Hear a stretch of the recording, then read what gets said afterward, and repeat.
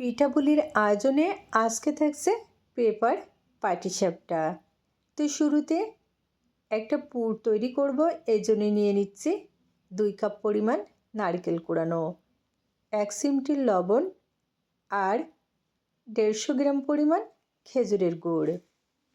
চুলার আঁচটা মিডিয়ামে রেখে নেড়ে চেড়ে পুর তৈরি করে নিতে হবে। আর হ্যাঁ, এখানে আমি খেজুরের গুড় নিয়েছি, আপনারা চাইলে কিন্তু গুড়ের পরিবর্তে চিনিও নিতে পারেন। পুর কিন্তু রেডি। এরকম একটু নরম থাকতে নামিয়ে নিব, কারণ যখন ঠান্ডা হয়ে যাবে আর একটু পুর আঠালো হয়ে যাবে। পুর রেডি।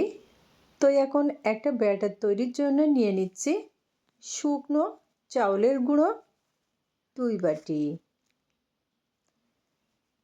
আর স্বাদ মতো লবণ, কুসুম গরম পানি।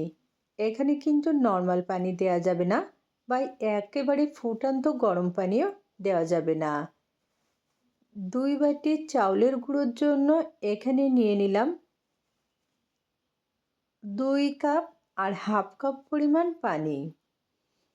খুবই ভালো করে মিশিয়ে নিয়েছি। যেহেতু শুকনো চাউলের গুঁড়োর ভিতরে কুসুম গরম পানি দেওয়া, এজন্য ভালো করে ভেজানোর সুবিধার্থে 5 মিনিটের জন্য রেস্টে রেখে দিলাম। 5 মিনিট পরে দেখুন চাউলের গুঁড়ো কিন্তু ভিজে অনেকটা ঘন হয়ে গেছে। তো আবারও আমি প্রায় 1 কাপ কুসুম গরম পানি দিয়ে দিলাম। এই ব্যাটার কিন্তু পাতলা করে তৈরি করতে হবে।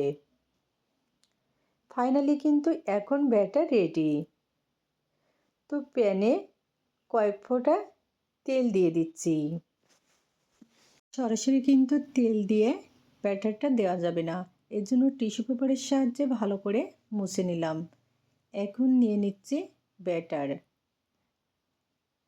আর হ্যাঁ, এ পর্যায়ে কিন্তু চুলার আঁচটা লো ফ্লেমে রাখতে হবে।